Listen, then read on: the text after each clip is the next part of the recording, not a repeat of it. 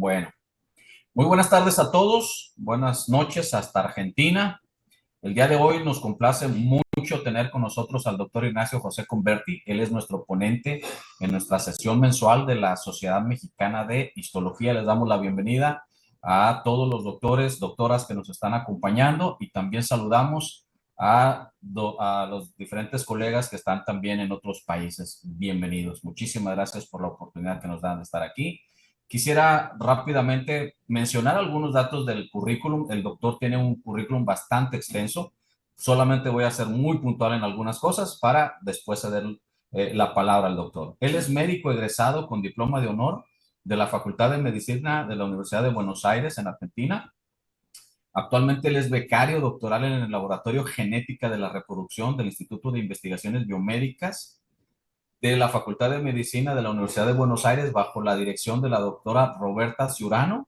Su investigación se centra en el estudio de las células madre testiculares y su entrada en meiosis en humanos y en otros mamíferos. Además, el doctor Converti es jefe de trabajos prácticos con dedicación exclusiva en el Departamento de Histología, Embriología, Biología Celular y Genética, donde dicta clases teóricas y prácticas para estudiantes de grado. Además, también forma parte del plantel docente a cargo del curso Escuela de Formación Docente en Histología, orientado a la capacitación de ayudantes docentes de la asignatura. También el doctor ha desarrollado múltiples recursos didácticos audiovisuales innovadores. Entre ellos es coautor de Histomar AR, el reciente microscopio dinámico virtual para la enseñanza de histología en español de la Facultad de Medicina de Buenos Aires, esto en el 2024, y también el doctor Convert es autor del Atlas Interactivo de Histología, esto en el 2020, y también participó en el proyecto Videisto en el 2021, que son videos prácticos de histología de corta duración. Esto actualmente cuenta con más de 1.5 millones de visualizaciones en YouTube, entre muchas otras cosas. Doctor Ignacio José Converti, bienvenido, un gran abrazo, mucho agradecimiento de parte de toda nuestra sociedad y bueno, le cedemos la palabra. Gracias, doctor. Adelante. Bueno, muchas gracias. Bueno, buenos días, buenas tardes o buenas noches, dependiendo de dónde me estén mirando. Bueno, el día de hoy les hablaré sobre la histopatología testicular humana en el adulto. Bien, los objetivos de esta charla son profundizar la histoarquitectura del testículo humano, haciendo énfasis en las particularidades del epitelio seminífero, analizar las principales características ultraestructurales de las células que componen el epitelio seminífero humano en micrografías electrónicas y su correlato con la microscopía óptica, examinar la organización y localización de las células germinales en el epitelio seminífero en relación a la cinética de las mismas, y conocer la relevancia de la histología testicular en el diagnóstico de patologías asociadas a la infertilidad masculina.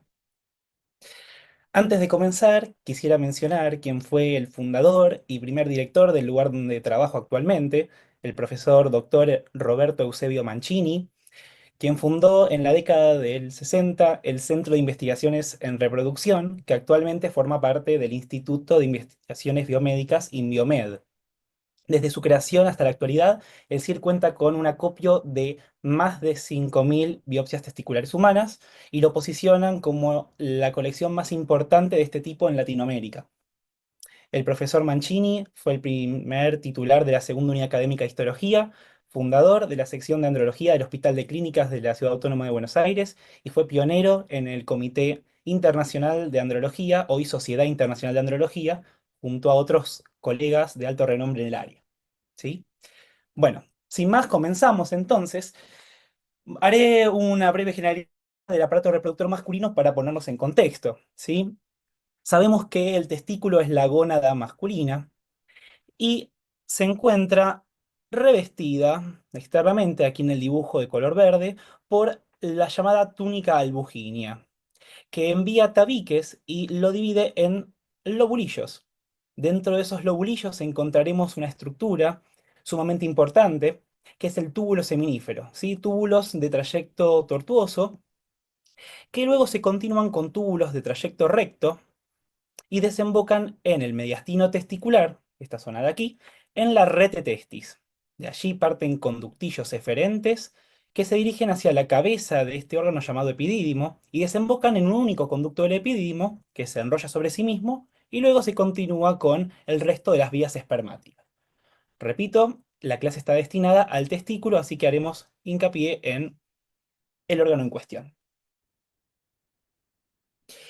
Bueno, en pantalla se observa un corte histológico de un testículo humano tenido con la técnica de rutina, hematoxilina y eosina. Noten externamente a la albuginia intensamente acidófila, formada por tejido conectivo denso no modelado. Hacia este sector se observa un ensanchamiento de la misma que corresponde al mediastino testicular, donde se encuentra la red testicular o retetestis. Si hacemos aumento en en ese sector, podemos observar el mediastino testicular, del cual parten los tabiques que previamente le mencioné, y lo tabican segmentándolo en lobulillos. ¿Sí? Bien. Aquí estamos viendo una biopsia de testículo humano adulto de la colección del CIR, y se observa ya de forma panorámica dos elementos importantes. Los túbulos seminíferos en distinta incidencia de corte, debido a ese trayecto tortuoso que les comentaba, y el intersticio testicular que los rodea. Si hacemos un poco de aumento, podemos observar túbulos seminíferos, que en el adulto tienen una luz central, ¿sí? Con su epitelio seminífero y la pared tubular que los rodea. Y entre medio de los diversos túbulos seminíferos nos encontramos con el intersticio testicular, que está formado por un tejido conectivo muy laxo, en el que se observan estructuras vasculares y unas células denominadas células de Leydig. Comenzaré hablando sobre el intersticio testicular y de a poco iremos analizando los distintos elementos del testículo. Bien, el intersticio testicular, como pueden observar, se encuentra entre medio de los túbulos seminíferos. Noten que el conectivo es bastante laxo, se observan estructuras vasculares y se observan estas células que son las células intersticiales de Leydig, organizadas en cúmulos dispersos por el intersticio. ¿Sí? Estas células tienen una morfología aproximadamente poligonal y se encargan de sintetizar testosterona a partir de colesterol. Por eso es que al teñirse con los colorantes de rutina, adoptan un tinte acidófilo intenso, pero heterogéneo, debido al alto contenido de mitocondrias, retículo endoplasmático liso y las gotas lipídicas de colesterol, que ahora vamos a ver mejor en imágenes de microscopía electrónica. Asimismo, tienen un núcleo de aspecto redondeado, como se observa aquí, de cromatina laxa.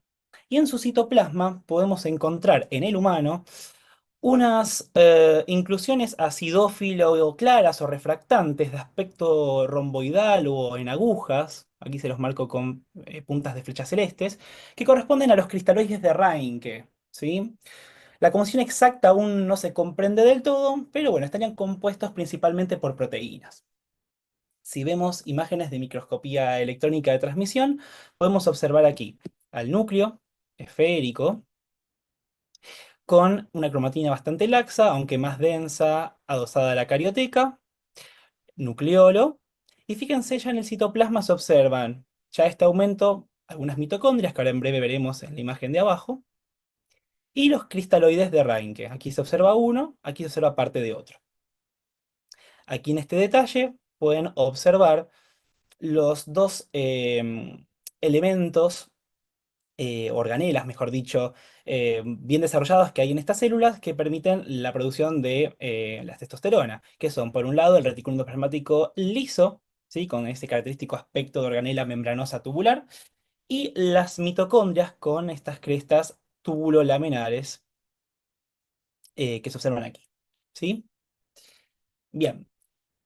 Pasando luego a lo que es el túbulo seminífero, dijimos que estaban conformados por un epitelio seminífero, y una pared tubular. Vamos a hablar ahora de la pared tubular. ¿Sí? La pared tubular se encuentra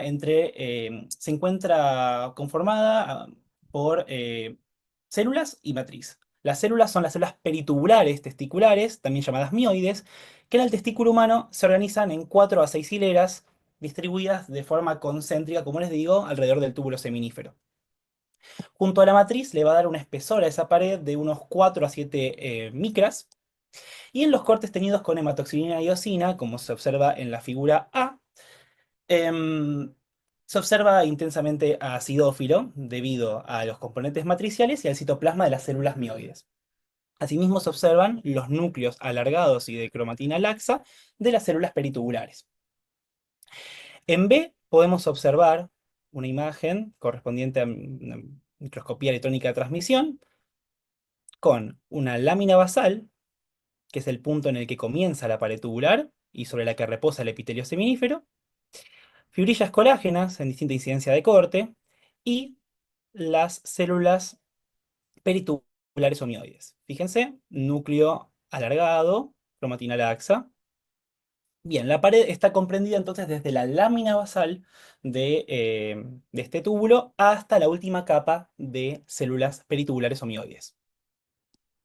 ¿Cuáles son las funciones de estas células peritubulares? Bueno, hay dos grandes funciones. Una es producir contracciones peristálticas a lo largo del túbulo seminífero que van a contribuir al transporte de los espermatozoides y del líquido testicular hacia las vías espermáticas. La otra es secretar grandes cantidades de componentes matriciales que se van a depositar tanto en la pared tubular como formando componentes de la lámina basal, ¿sí? Fibronectina, laminina, colágeno, entre otros. En C se observa, digamos, o se demuestra tanto mediante una inmunofluorescencia en cultivo de este tipo celular, células mioides, y mediante inmunohistoquímica de vías testiculares humanas, que estas células presentan características de células musculares lisas y fibroblásticas, ¿sí? Fíjense que son positivas a inmunomarcaciones para actina y músculo liso, y para otro tipo de marcadores como es el CD90 y THI1, que es típico de células fibroblásticas. ¿Sí? Tiene unas características miofibrolásticas. Bien. Ya adentrándonos en el epitelio seminífero, eh, bueno, diré que se puede hablar extensamente sobre este epitelio seminífero, pero yo me voy a centrar particularmente en los aspectos morfológicos por una cuestión de tiempo. Es un epitelio estratificado especializado compuesto por dos poblaciones celulares. Por un lado las células germinales y por otro las células somáticas epiteliales, que se conocen como células sustentaculares de Sertoli. Si ustedes observan este corte histológico del túbulo seminífero, pueden apreciar una heterogeneidad morfológica en cuanto a núcleos de las células germinales. No son idénticas entre sí, y esa diversidad se debe a que en este epitelio seminífero tiene lugar un proceso biológico, dinámico y complejo llamado espermatogénesis, que inicia en la pubertad, en el varón, y dura unos 74 días. La espermatogénesis se subdivide a su vez en tres etapas. La primera, que corresponde a la mitosis y diferenciación de espermatogonias. La segunda, que corresponde a las divisiones meióticas de los espermatocitos de tipo 1 y 2. Y la tercera fase, que corresponde a la diferenciación de espermátides a espermatozoides, denominado espermiogénesis. Me parece relevante mencionar que existe un dimorfismo sexual en relación a la gametogénesis, mientras que, a ver, la ovogénesis y la espermatogénesis ocurren en momentos muy diferentes durante el desarrollo. En la mujer, este proceso se inicia en el feto mucho antes del nacimiento, con el objetivo de poder formar un número finito de gametos que se van a almacenar durante un periodo a lo largo de una vida reproductiva definida. Mientras que en el hombre va a comenzar esto recién en la pubertad, como ya se dijo, y el objetivo va a ser formar millones de espermatozoides necesarios para la fertilidad del hombre. Bien. Em, Como ya les dije, este proceso tiene que darse y se requieren de dos poblaciones celulares. Por un lado, las células germinales y por otro lado, por las células somáticas epiteliales de Sertoli. Yo comenzaré profundizando sobre las células de Sertoli y luego hablaré sobre las células germinales. Bueno, les dije que las células de Sertoli eh, son las células somáticas de este epitelio, reposan sobre la lámina basal y se extienden a lo largo de todo el epitelio seminífero hasta la luz. Aquí se observan en el esquema pintadas de color amarillo. En la imagen a la derecha pueden observar mediante una inmunomarcación con anticuerpos antivimentina que estas células reposan, digamos, sobre la lámina basal, que aquí no se observa, pero bueno, se observa la pared tubular, desde allí hacia la luz tubular. Y como pueden notar, estas células están limitando dos compartimientos. Fíjense que hay un compartimiento basal y un compartimiento adluminal. ¿Cuál es el punto de separación entre estos dos compartimientos? Bueno, el complejo de unión Sertoli-Sertoli, sumamente importante formando la barrera hematotesticular.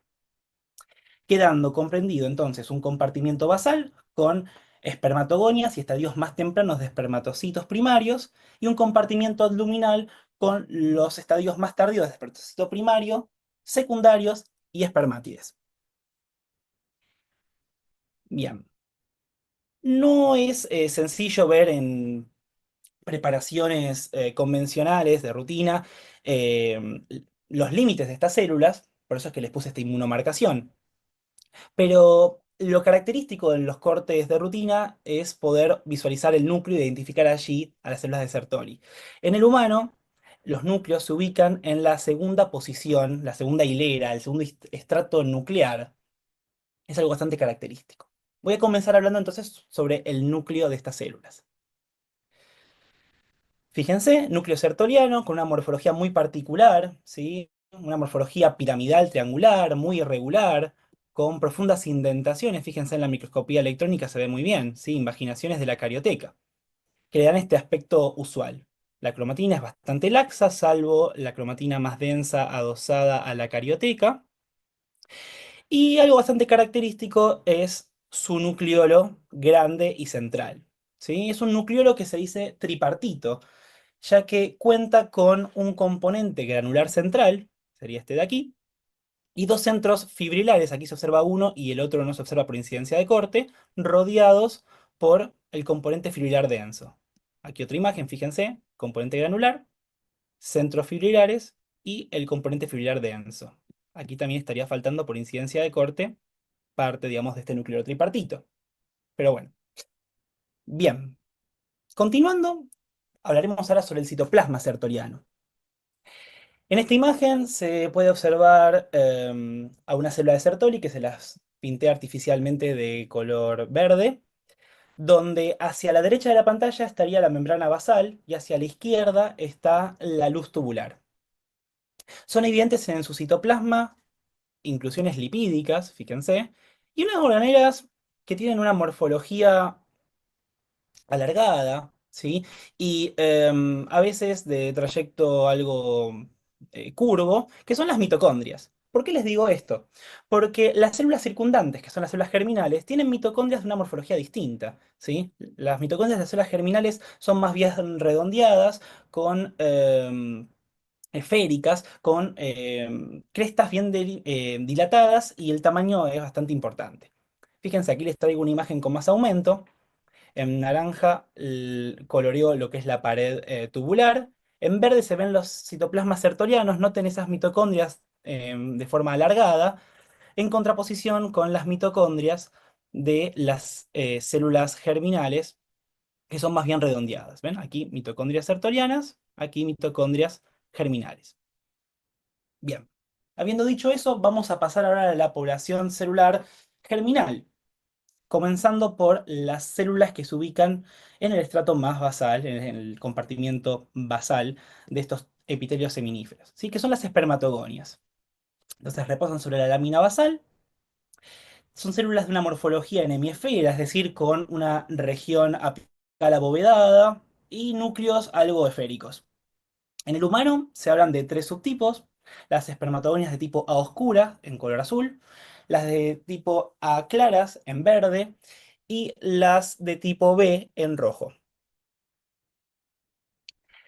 Básicamente, cuando hablamos de espermatogonias de tipo A, nos referimos a que tienen nucleolos adosados a la carioteca. Y las de tipo B, aquellas donde los nucleolos no están adosados a la misma.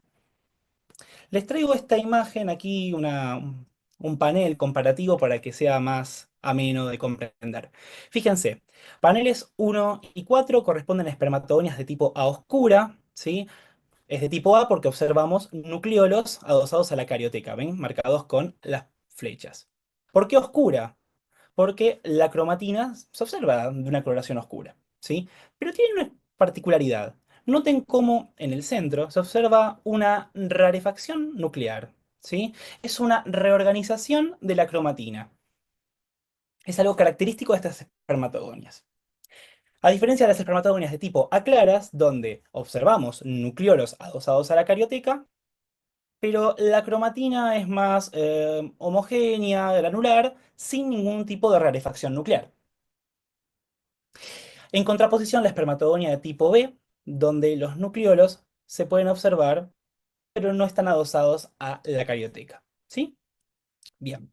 Entonces, ya les mencioné los distintos grados de diferenciación de estas espermatogonias. Dijimos que la primera fase consta de la proliferación mitótica y diferenciación de las espermatogonias. Entonces, pueden notar aquí en esta imagen, en el panel A, pared tubular de color verde por esta tinción tricrómica. Allí se observa una espermatogonia de tipo A clara.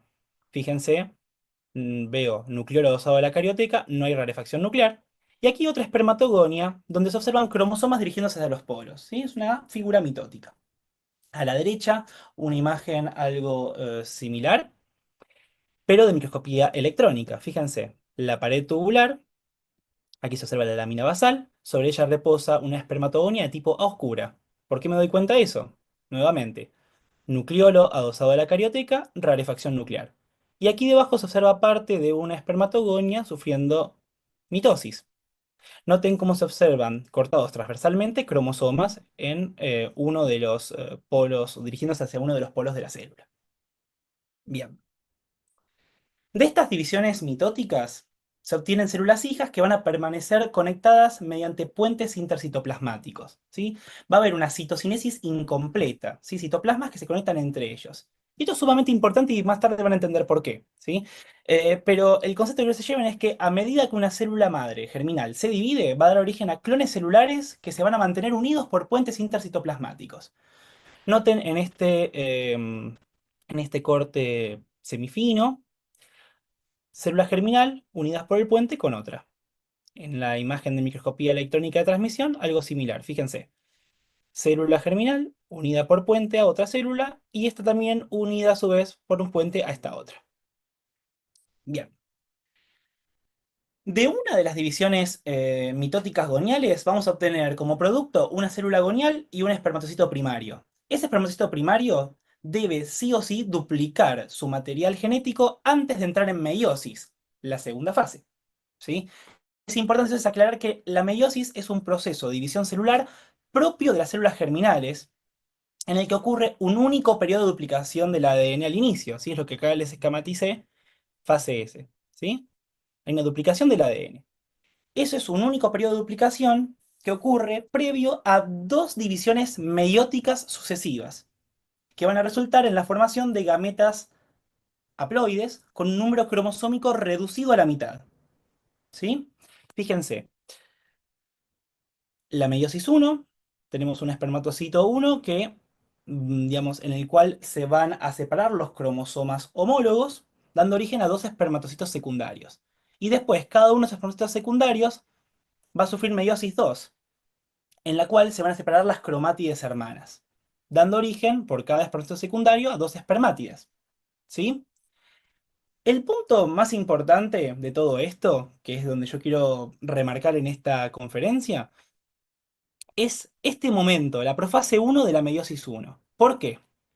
Porque aquí van a ocurrir dos fenómenos biológicos básicos de suma importancia desde el punto de vista evolutivo.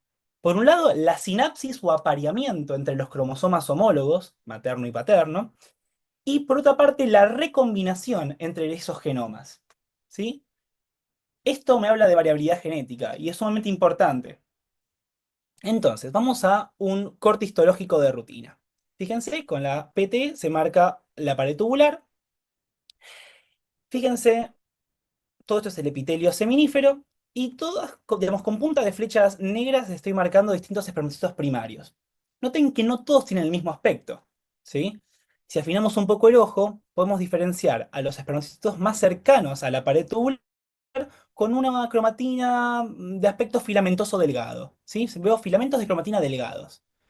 Mientras que si me voy hacia la luz tubular que estaría de este lado, observamos filamentos de cromatina más gruesos, ¿sí?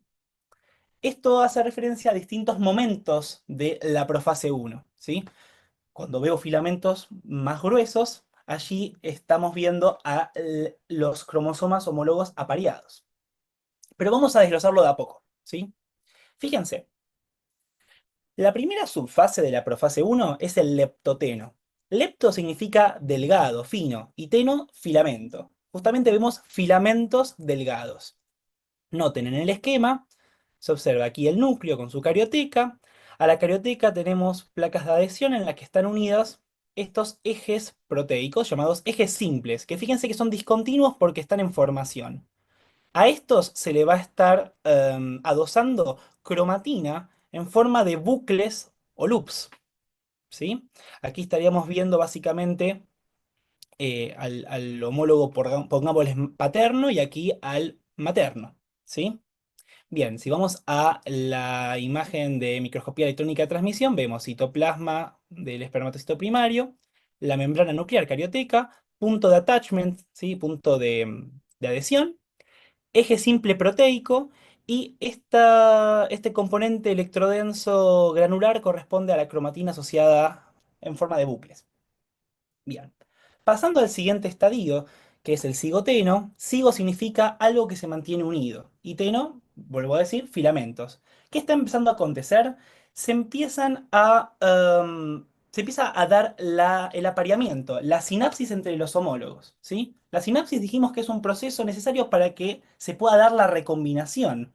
Entonces, en el cigoteno comienza este apareamiento entre los homólogos con la formación de una estructura de un complejo multiproteico llamado complejo sinaptonémico, ¿sí? Que se va a terminar de formar recién en el siguiente subestadio, que es el paquiteno. Es importante, quiero que quede claro este concepto, el complejo sinaptonémico tiene que formarse para dar un sustento estructural para que se pueda dar esa recombinación. Entonces, fíjense, lo que en un momento eran ejes simples proteicos con cromatina asociada en forma de bucles, se empieza a aproximar uno con el otro, ¿sí? Y lo que eran en un momento ejes simples pasarán a ser ejes o elementos laterales de este complejo. Y entre medio se van a empezar a intercalar proteínas en forma, como si fueran los peldaños de una escalera. Entonces, estos ejes que en un momento eran simples serán como las barandas de una escalera, y de forma de escalones se intercalarán otras proteínas llamados elementos transversales, ¿sí? Y esto se va a ir cerrando en forma de cremallera, al punto tal que en el siguiente estadio, el paquiteno, vamos a observar a los bivalentes completamente sinapsados, como se observa aquí en este extendido. Fíjense, un elemento lateral del complejo, el otro elemento, cada uno con su cromatina asociada, están completamente sinapsados, ¿sí? Bien, este estadio me parece el más relevante a mencionar. ¿Por qué? Primero porque es el más frecuente de ver en las preparaciones. En el humano tiene una duración de unos 16 días. Y básicamente, una vez sinapsado, aquí se va a poder dar la recombinación, ¿sí? El intercambio de información entre el genoma materno y paterno, ¿sí? Y eso se puede ver, digamos, el representante morfológico del sitio de recombinación son los llamados nódulos de recombinación, ¿sí? Esto que aquí se observa representado, que en el humano tienen forma de barra, por ende yo voy a hablar de barras de recombinación. Son estructuras que están asociadas a los complejos sinaptonémicos en el paquiteno. Fíjense en esta imagen.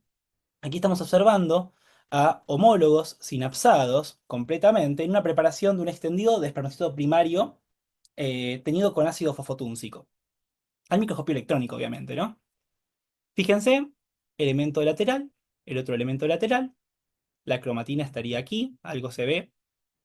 Y estas barras corresponden justamente a los puntos de recombinación, ¿sí? En el humano, entonces, estos puntos tienen un aspecto de barra, con una longitud de unos 210 nanómetros y un ancho de 50 a 80 nanómetros, y están colocados sobre el espacio central que hay en estos complejos sinaptonémicos, ¿sí? Generalmente se ven de forma oblicua o transversal. El número de puntos de recombinación es característico de especie, ¿sí? Y el número de barras en humano es de unos 46 más menos 8.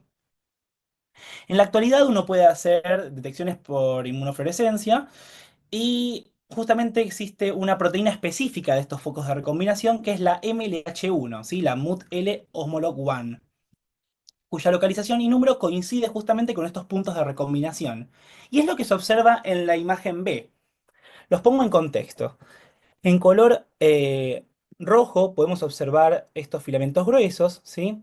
Que corresponden a estos bivalentes sinapsados, ¿sí? Pasa que por una cuestión de límite de resolución estamos observando como un único filamento grueso a ambos elementos laterales del complejo, ¿sí?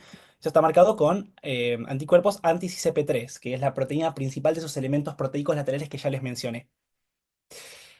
Estos ensanchamientos de color rojo corresponden a los cinetocoros, marcados con anti-human crest, y de un color amarillo verdoso se observan los focos de recombinación MLH1 positivos, ¿sí? Puntos donde se dio esa recombinación. Bien, aquí se observa una estructura denominada cuerpo XY, que en breve les voy a comentar más información al respecto, que es una estructura en la que donde se encuentra básicamente la cromatina sexual. ¿Sí? Acá estamos viendo los ejes proteicos a los cuales está asociada esa cromatina. ¿Sí? Básicamente, em, este cuerpo XY es una masa oblonga, alargada, fíjense, se los muestro en esta imagen, masa oblonga alargada, de cromatina altamente empaquetada, pignótica, que está unida a la carioteca del núcleo en cuestión, y que se distingue claramente de la cromatina autosómica, es decir, del resto de los cromosomas, y del nucleolo. Fíjense, se puede observar fácilmente, tanto en preparados de rutina, como este de HIE. En corte semifino se ve con mayor detalle y obviamente en electrónico podemos ver la carioteca, podemos ver aquí un nucleolo, la cromatina autosómica y el cuerpo XY oblongo que les acabo de mencionar, ¿sí? Este concepto de cuerpo XY fue, digamos, acuñado por el profesor doctor Alberto Solari en 1975, quien es maestro y consejero de estudios de nuestro laboratorio, ¿sí? Llamó a esta estructura cuerpo XY, a la que antes se la mal llamaba vesícula sexual. Pero bueno, no es ninguna vesícula ya que no hay ninguna membrana que la esté rodeando, ¿sí? Pero fíjense la diferencia a nivel de, digamos, no se compara con el resto, digamos, de la cromatina, ni autosómica ni con el nucleolo, ¿sí? Son bastante diversos y se puede identificar fácilmente. Bien, para ir terminando con lo que corresponde a la profase 1, hablamos de el diploteno como el estadio en el que comienza la separación de los cromosomas homólogos y donde se van a poder visualizar trazas de ejes simples nuevamente, ¿sí? Porque nuevamente se están empezando a separar, salvo en las zonas en las que se ha dado el punto de recombinación. Este es un estadio muy corto, casi no se ven humanos, así que no voy a ahondar mucho. Y se finaliza con la diacinesis, ¿sí? Diacinesis, que hace referencia a la acción en la que consiste en el movimiento o desplazamiento de los cromosomas hacia los polos celulares, que termina con la separación. Noten cómo ya la membrana nuclear empieza a desintegrarse, entonces los cromosomas se separan de dicha envoltura nuclear en que se está desintegrando. Los, ¿cómo se dice? Los cromosomas se empiezan a cortar y aumenta su grosor, ¿sí? Y se observan quiasmas, ¿sí?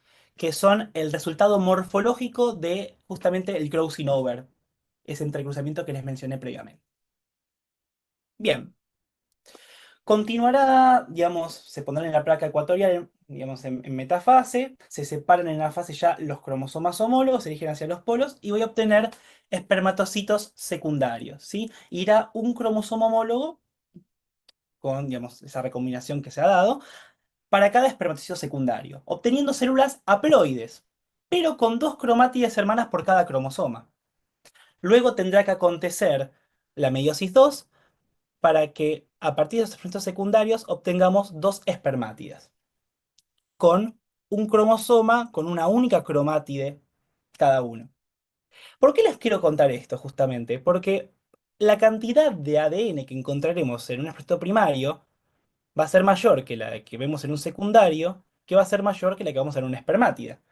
Entonces aquí lo podemos ver, fíjense, un espermatocito primario, un secundario, bastante complicado de encontrar en los cortes histológicos, ya que de esta manera lo van a poder observar muy poco porque tiene una duración muy corta este estadio antes de que entre en meiosis 2, ¿sí? De unas 8 a 9 horas en el humano. Y aquí observamos una espermátide de tipo redonda o temprana. Noten cómo el tamaño va variando porque hay menos cantidad de ADN en las mismas, ¿sí? Bien.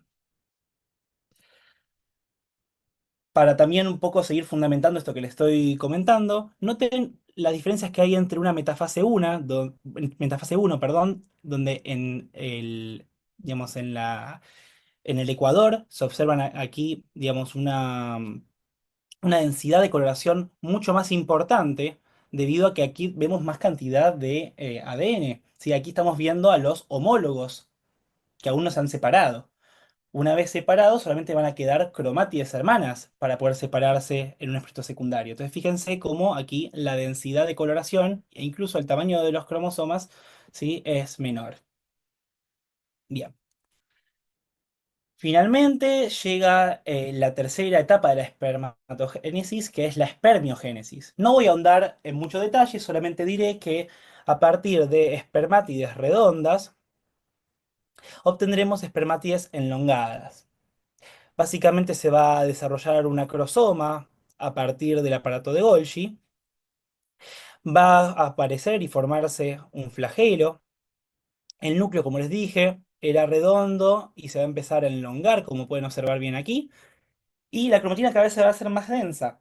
Va a haber un reemplazo de las histonas por protaminas, que ayudan a esta compactación de la cromatina. Va a haber movilización y reubicación de las mitocondrias, que se van a ubicar en la pieza media. Y va a haber aparición y transformación de estructuras, como por ejemplo la vaina microtubular o manchet, ¿sí? Se las menciono básicamente porque se va a poder ver en las preparaciones, ahora se los voy a mostrar. Y por último, pero no por eso menos importante, fíjense que partíamos de una célula que tenía gran cantidad de citoplasma. Gran parte del mismo, ¿sí? Va a ser extruido y va a ser fagocitado por las células de Sertoli. Entonces, para que lo puedan ver en práctica, partimos de espermátides redondas. Aquí se observa la vesícula crosomal. Aquí se observa otra, ¿sí? Fíjense cómo de este núcleo redondo cada vez empieza a elongar un poco más. Ahí se observa la vaina microtubular. Perdón, sí, está bien. La manchette que le acabo de mencionar.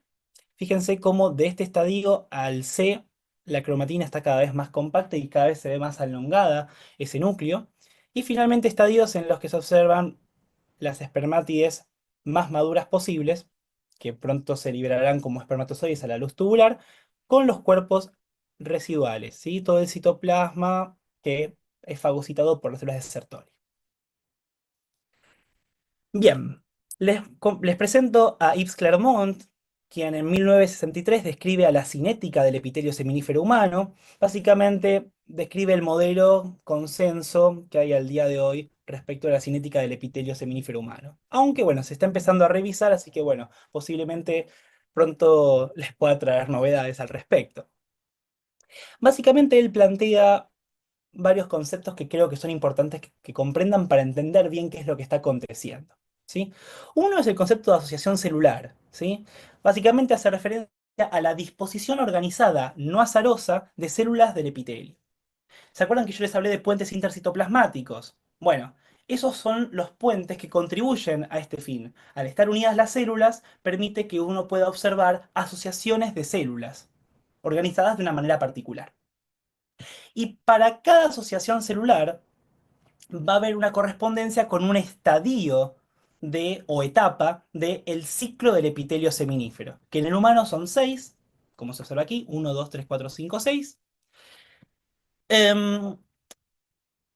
Y bueno, ahora en breve les voy a comentar algunos detalles al respecto, ¿sí? Pero ustedes estarán preguntando entonces, hablaste de estadios de un ciclo. Bueno, ¿qué es un ciclo del epitelio seminífero? Bueno, es la serie de estadios, justamente sucesivos, que hay entre dos apariciones de una misma asociación celular.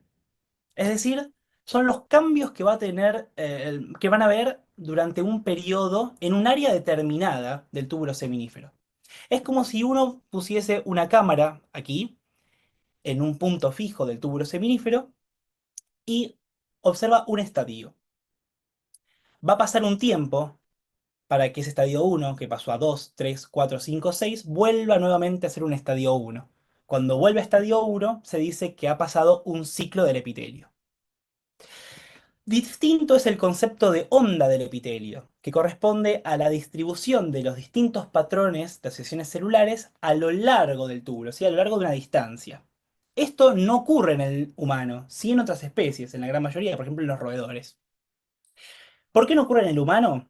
Porque a diferencia de los roedores, por ejemplo, en el humano hay una progresión helicoidal de las estirpes celulares, de las asociaciones celulares. Es decir, si yo tuviera la posibilidad de cortar transversalmente un túbulo seminífero de un roedor, voy a encontrarme con, por ejemplo, estadio uno, sigo cortando, me encuentro con el 2, el 3, el 4. En el humano ocurre de forma helicoidal en simultáneo en muchas distribuciones, digamos, siguiendo este trayecto helicoidal a lo largo del túbulo. Entonces, uno al hacer cortes se encuentra con parches. Fíjense como aquí hay una asociación de células distinto a este sector, distinto a este otro, distinto a este otro. Aquí se observa en este esquema bastante claro. Fíjense, se corta el túbulo seminífero y se observan distintas asociaciones celulares. Por eso es que no podemos hablar de onda del epitelio, pero sí podemos hablar de ciclos. ¿Sí? Básicamente, Clermont tira ciertas premisas a partir de esto. Una, y es que el ciclo del epitelio seminífero tiene una duración de 16 días.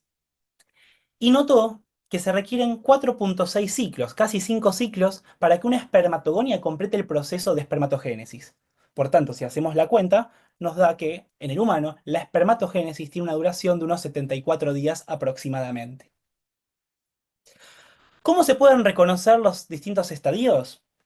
Bueno, es la pregunta que yo en un momento me hice cuando comencé a estudiar esto. Entonces me diseñé una especie de algoritmo que se los quiero compartir para que ustedes también puedan saber cómo reconocer asociaciones celulares, es decir, los distintos 6 estadios del ciclo, del epitelio en el humano. La pregunta que uno se tiene que hacer básicamente es si se ven dos generaciones de espermátides. En caso de ser así, la pregunta que tenemos que hacernos es si vemos cuerpos residuales. Si no se ven, fíjense, estamos en un estadio uno. Si se ven, estamos en un estadio 2. Por otra parte, me pregunto, bueno, ok, no hay dos generaciones, entonces hay una sola. ¿Cuál es? ¿Veo espermátides redondas solamente o veo espermátides elongadas solamente? Si veo solamente espermátides redondas, es decir, las más inmaduras, más tempranas, la pregunta está en, ¿ese núcleo es central o se está empezando a ser más excéntrico? El cromosoma empieza a apuntar o mirar hacia la membrana basal y aparece la mancha. Si esto no acontece, estadio 3. Si esto acontece, estadio 4. Y por último, si solamente vemos espermátides elongadas, la pregunta va a ser, bueno, ¿se ve además alguna figura de separación de homólogos o un espermatozoide 2? Bueno, si no lo veo, estadio 5. Si lo veo, estadio 6. Para llevarlo a la práctica, fíjense, estadio uno, veo con cada punta de flecha marcadas los dos tipos de espermátides, elongada y redonda. En el 2 pasa lo mismo, la diferencia es que en el 2 veo cuerpos residuales marcados con el círculo rojo. Si solamente veo espermátides redondas, como les dije, la diferencia está en si se observa un núcleo central o si ese núcleo empieza a hacerse más bien excéntrico y empieza a apuntar hacia la pared tubular. Ahí estaríamos en el estadio 4. Y si solamente veo espermátides elongadas, la pregunta está en, además, ¿veo figuras de separación de homólogos? ¿Sí o no? Si veo esas figuras, es un estadio 6, si no es un estadio 5. Si afinan un poco el ojo, me podrán decir, escúchame, ahí estoy observando en el estadio 6 que hay dos tipos de espermátides, elongadas y redondas. Se está contradiciendo. Bueno, déjenme decirles que, como ya les adelanté, los túbulos seminíferos tienen morfología, digamos, un trayecto tortuoso, ¿sí? Entonces, por incidencia de corte, si el corte no es transversal y es oblicuo, puede ser que estemos observando una combinación de dos asociaciones celulares distintas, ¿sí? Y eso puede llevar a confusiones, ¿sí? Por eso lo ideal es analizar a los túbulos seminíferos cortados de forma transversal. Por último, para ir ya cerrando, les quiero comentar la importancia de la histología para el diagnóstico de las patologías testiculares. Aquí se observa un modelo de informe histopatológico del Centro de Investigaciones en Reproducción. Fíjense cómo en el informe que se completa se analizan los puntos que ya les estuve charlando a lo largo de toda esta clase. El intersticio testicular con sus componentes, las paredes tubulares y el epitelio seminífero con sus células. Sumamente importante entonces para hacer un correcto diagnóstico, conocer la histoarquitectura del testículo, conocer la cinética que acabamos de charlar y procesar adecuadamente el tejido. Fíjense si comparamos una misma pieza fijada con el fijador de Wen versus el fijador Formol, no, fíjense las diferencias que podemos observar en cuanto a conservación. Hay mucha retracción de tejido con Formol. El tejido testicular es muy lábil, ¿sí? Entonces hay que procesarlo de la manera adecuada para poder hacer diagnósticos correctos. Con el preparado B realmente no se puede hacer mucho diagnóstico. Rápidamente paso a comentarles cómo en el intersticio testicular las células de Leydig pueden sufrir alteraciones. En este caso vemos una hiperplasia e hipertrofia de las mismas. Noten cómo hay gran cantidad de células de Leydig a diferencia de lo que uno usualmente ve en un intersticio normal. Por otra parte, si vemos el epitelio seminífero, aquí observamos un túbulo seminífero de una biopsia normal. Llamamos biopsia normal con espermatogénesis normal cuando se observan en la totalidad de los túbulos de la muestra 20 espermátides enlongadas, es decir, maduras o más. Si vemos menos de 20, hablamos ya de una hipoespermatogénesis. Repito, no hago el diagnóstico con un único túbulo. Si esto es una foto de un túbulo, pero esto mismo se ve en un patrón en toda la biopsia testicular. Este es un caso, por ejemplo, de hipoespermatogénesis severa. Fíjense, vemos con suerte dos espermátides enlongadas. Este paciente, por métodos naturales, no va a poder tener un hijo, o será muy poco probable. ¿Cómo podemos hacer para ayudarlo? Bueno, existen técnicas, como por ejemplo la extracción de esperma testicular. Fíjense, el andrólogo lo que hace es hacer una incisión en el escroto, expone el testículo, hace una incisión por el testículo y va a poder observar los túbulos. Va a sacar las células de los túbulos que tengan un grado de conservación. Fíjense que aquí se observan túbulos atrofiados. De allí se toma el esperma y va a poder ser introducido, ¿sí?, mediante una inyección intracitoplasmática en el ovocito secundario para poder dar a un embrión. Bien. Aquí les muestro, por ejemplo, un otro caso, una detención de la espermatogénesis, ¿sí? Que básicamente se puede dar por varias causas. Pueden ser causas génicas, pueden ser por causas cromosómicas. Esto es un caso de una causa génica. Hay una mutación de un gen que codifica una proteína. Dicha proteína importante para la profase 1 no está, entonces se detiene la espermatogénesis. Asimismo, como les dije, hay que hacer una buena conservación de la muestra, ¿sí? Esto es un caso de nuestro centro, del instituto, del año 1984, donde la muestra, fíjense cómo se fijó mal. Pero por suerte, dos túbulos de la parte más externa se conservaron dentro de todo. Y eso permitió hacer el diagnóstico del primer caso en nuestro instituto de una neoplasia germinal in situ, lo que en su momento se llamaba carcinoma in situ. Fíjense que se observan espermatogonias con características atípicas, ¿sí? Se observan células con nucleolos grandes, con cromatina adosada, heterogénea, y se observa muchas, una al lado de la otra, una empalizada, ¿sí? Esto habla de una proliferación anormal. Nada que ver con las espermatogonias normales como se observan aquí abajo. Asimismo, puede ser que estemos desprovistos de células germinales y vemos un síndrome llamado de solo células de Sertoli. ¿Sí? El epitelio seminífero con células de Sertoli en empalizada con ausencia de células germinales. Panorámicamente uno puede ver así un testículo de esta manera. Fíjense, túbulos con digamos, una tinción pálida porque hay ausencia de núcleos. Sin embargo, fíjense cómo este pequeño sector tiene un tinte algo más basófilo. Podemos encontrarnos con focos de espermatogénesis. Y un ejemplo que les quiero traer, y con esto sí ya finalizamos, es el siguiente. Focos de espermatogénesis en pacientes con síndrome de Klinefelter, ¿sí? En los momentos, digamos, en los que hay una alta división mitótica gonial, puede ser perinatal o pubertal, puede ser que de forma azarosa se pierda un cromosoma X, que es el cromosoma X de más que está en este síndrome.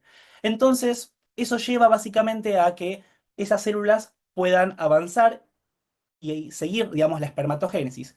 Y como están unidas por puentes citoplasmáticos, van a quedar em, confinadas en ciertos túbulos en cuestión. Entonces, fíjense, nos podemos encontrar en muestras con túbulos con solamente células de Sertoli y túbulos con células germinales, ¿sí? De las cuales, mediante las técnicas que les mencioné previamente, se puede extraer células germinales y lograr una fecundación in vitro, ¿sí? Esto es sumamente importante porque hasta el momento, bueno, hasta antes de estas publicaciones, trabajo de nuestro laboratorio del año 2009, se creía que eran completamente infértiles estos pacientes. Y esto demuestra la razón por la cual un 40% de estos pacientes en los cuales se hace básicamente la extracción, digamos, de células, logra tener una fecundación exitosa.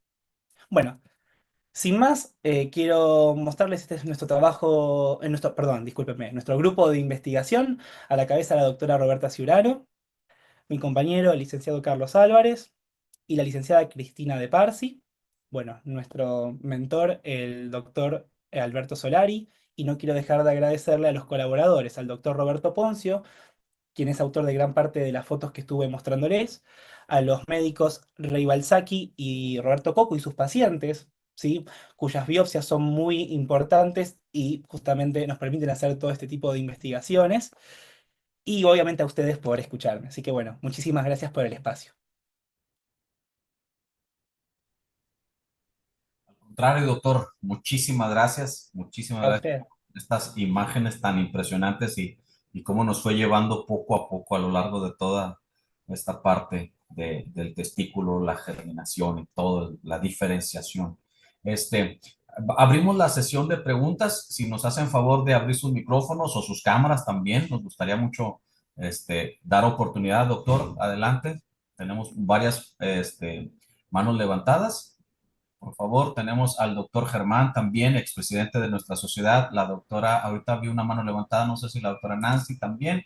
Entonces, si nos hacen favor, aprovechando que está aquí el experto doctor también, y quisiéramos, si me permite, doctor Germán, disculpe que le quite la palabra, perdóneme, le damos la bienvenida a la doctora Roberta Ciurano, también está aquí con nosotros. Ahorita, si puede saludarnos también, doctora, le agradeceríamos muchísimo. Ella es la directora de nuestro ponente. Entonces, pues perdón porque no le avisamos, pero quisiéramos también, aparte de darle la bienvenida a nuestra sesión, si usted nos pudiera compartir alguna opinión, aunque sea unos segunditos. Empezamos con las preguntas. Doctor Germán, adelante, si me hace un favor. Gracias. Correcto. Muchas gracias por acompañarnos. Recién acabo de terminar la clase de biología molecular y las técnicas y para observación, etcétera. Y de repente los muchachos piensan que la microscopía electrónica, que el corte semifino es algo arcaico y que no vamos a usar, etcétera. Aquí está la prueba fehaciente que, nuevamente, la ciencia básica fundamentada con las herramientas de siempre es el baluarte de donde nuestros clínicos van a poder trabajar adecuadamente, ¿no? Y la investigación no se diga, ¿no? Muchas felicidades, doctor. Muchas gracias. A usted, muchas gracias. Muchísimas gracias, doctor Germán, efectivamente. Ahorita yo quisiera hacer un comentario muy rápido de la parte de los semifinos. Está aquí la doctora Ciurano, si quiere, doctora, adelante, si nos hace favor, antes de continuar con las preguntas. Sí, Bien. bueno, buenas tardes a todos. Le agradezco la deferencia de nombrarme. Acuerdo totalmente con el doctor Garza, es quien habló recién, creo, ¿sí?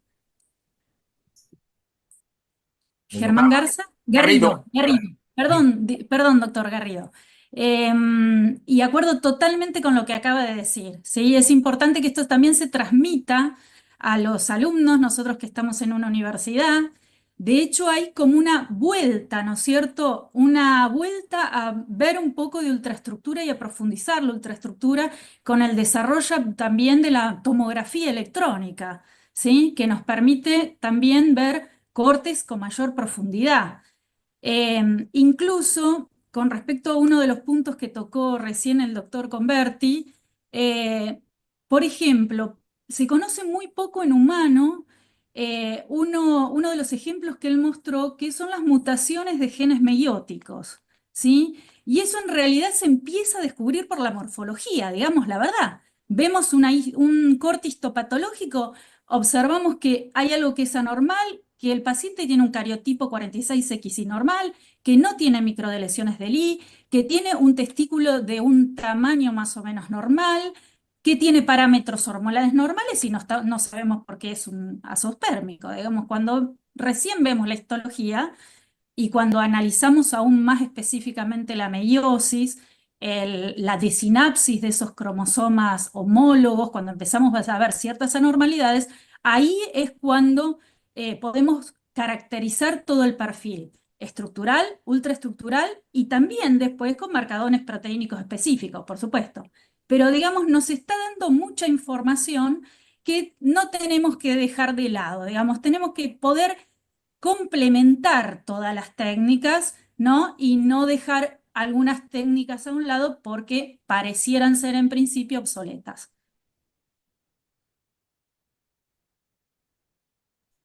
Muchísimas gracias, doctora Ciurano, Por también. favor. Nos gustaría en algún otro momento si nos podría compartir también alguna sesión usted.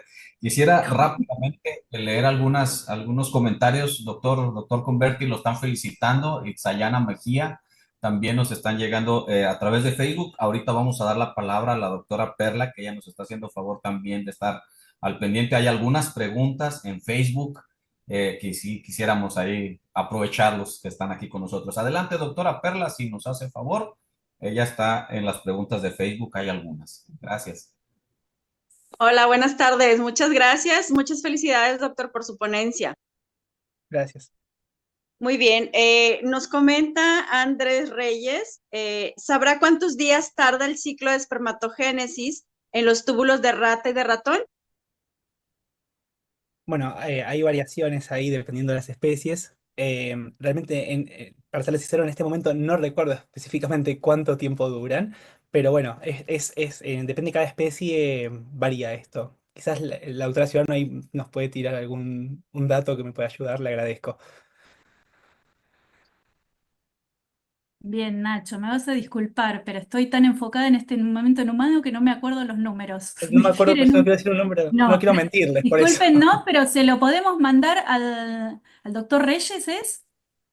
Andrés Reyes, así es. Bueno, Andrés Reyes, podemos enviárselo sin ningún problema a la comunicación por email. Si nos escribe, ahí Ignacio dejó su número, pues, su email, así que no hay ningún problema en que se lo vamos a averiguar y contestarles. Claro que sí, Ahí o si no tienen. por nuestro medio se lo hacemos llegar sin ningún problema. Hay muchísimas variaciones, no solamente en días, sino que hay especies específicas que tienen espermatogénesis estacional. Claro. Así que en especies de mamíferos hay mucha variación, pero se lo vamos a mandar. Perfecto, muchas gracias. Hay variaciones hasta en el número de estadios que hay. En el humano son seis asociaciones celulares distintas que corresponden a 6 estadios. En el ratón son 12, por ejemplo. Entonces, hay que analizar cada especie en particular y como bien dice la doctora Ciurano, bueno, hay mucha variabilidad. Perfecto. Dentro de las felicitaciones y saludos, Micha GH, gracias doctor por su presentación y por compartir sus conocimientos. Muchas felicidades y le mandan muchos aplausos, doctor. Muchas gracias. Gracias. Es todo, doctor Adolfo. Muchísimas gracias, doctora Perla. Seguimos aquí aprovechando a los doctores que están con nosotros. Yo tengo un par de cosas que quisiera compartir muy rápidamente en lo que alguien más pregunta. Doctor, ¿hay alguna explicación en sus estudios? Digo, porque es una cosa que siempre nos preguntan en la clase y no hay libros o no hay artículos que describan totalmente la importancia de la barrera hematotesticular. Es decir, ¿por qué nuestro sistema inmune atacaría a células haploides, mientras que células que tienen una mayor cantidad de cromosomas no? Pongo un ejemplo muy sencillito, los cardiocitos, o por ejemplo los hepatocitos, o incluso los osteoclastos, que son células multinucleadas y no son atacados. Ustedes que son expertos en toda esta parte del testículo, ¿nos podrían apoyar con algo? Porque es algo que nos dicen, ¿por qué la barrera hematotesticular? ¿Por qué lo de las células de Sertoli, etcétera? Y el evitar que se expongan precisamente estas células haploides al sistema inmune. Y ahí nos quedamos un poco así como que, bueno, es que hay que investigar más. No sé si ustedes nos podrían compartir algo y ahorita, bueno, ya ir a otra pregunta, pero no sé si ustedes hayan escuchado, leído algo al respecto de esto. Gracias. No, de nada. A ver, la realidad es que es una pregunta interesante, nos las han hecho. La realidad es que, bueno, usted justamente comparó células que tienen, digamos, mayor cantidad, digamos, de información genética, por así decirlo, mayor cantidad de cromosomas, por ejemplo. Aquí estamos hablando de algo reduccional. Yo estimo que tiene que ver con esa cuestión realmente, la razón por la cual podría verse, em, digamos, esa diferencia. La verdad que estoy pensando en este momento y no se me ocurre alguna otra cuestión. Sí, hay Eh, un punto que incluso Ignacio comentó, que es la recombinación homóloga. Ese es el punto bueno, clave, buen punto, ¿verdad? ¿sí? Ahí se barajan los genomas y entonces ya tenemos otra cosa totalmente distinta que el cuerpo no logra reconocer como propio. Por eso la importancia de la barrera hematotesticular. ¿Por qué? Porque la barrera digamos, todas las poblaciones celulares de las cuales habló Ignacio recién, de células germinales, que están el comportamiento abdominal, digamos, debajo de la barrera de las células de Sertoli, de las uniones estrechas de células de Sertoli, que están pegadas o apenas separadas de la lámina basal, son las espermatogonias y son los espermatocitos primarios que están en los estadios tempranos de la meiosis, que son de los que habló Ignacio recién, que son el leptonema, ¿sí? Es recién el inicio de la meiosis, pero aún en ese momento no se produjo la recombinación entre homólogos. La recombinación entre homólogos se produce arriba de esa barrera. Ustedes vieron esos clásicos espermatocitos primarios con la cromatina en filamentos, filamentosas, que es propio de los paquitenes, y ese es el momento en donde se produce el apareamiento cromosómico, gracias Ignacio, y la recombinación, ¿sí? Entonces el punto clave es la recombinación homóloga, la recombinación entre cromosoma materno y paterno. Espero haber sido clara. Sí, completamente, doctora. Muchísimas gracias. Ya tenemos otra información para responder en las clases, porque sí es una de las preguntas que siempre nos hacen y, híjole, ahí como ustedes, ahí nos agarra un poquito fuera de base. Aprovechando aquí, hay dos comentarios ya para ir a otro cuestionamiento. Dice la doctora Gaby Garnica, dice, muchas felicidades, un año de histología y un año de patología. Difícilmente se pueden resumir de manera tan clara y precisa como la ponencia de hoy. Muchas felicidades. La doctora manda saludos desde Morelia, Michoacán, un estado aquí de nuestro país. Muchas gracias. Sí, fue un desafío poder comprimir todo esto y tratar de hacérselos entender en tan poco tiempo. Espero haberlo logrado. Claro que sí. Doctor, si me permite, otra pregunta también interesante. Bueno, este es su servidor, estando en licenciatura, básicamente mi tesis de licenciatura en bioquímica fue sobre aneuploidías en población expuesta a hidroarsenicismo. Acá en el norte de nuestro país, le comentaba al principio de la ponencia, pues estamos de diferentes estados, del centro, sur, norte, y hay muchas regiones de nuestro país. Entonces, acá en el norte, precisamente, tenemos una zona endémica con hidroarsenicismo endémico, desafortunadamente hasta 10 veces más lo permitido por la OMS en arsénico. También hay otros metales como plomo, cadmio, zinc, etcétera.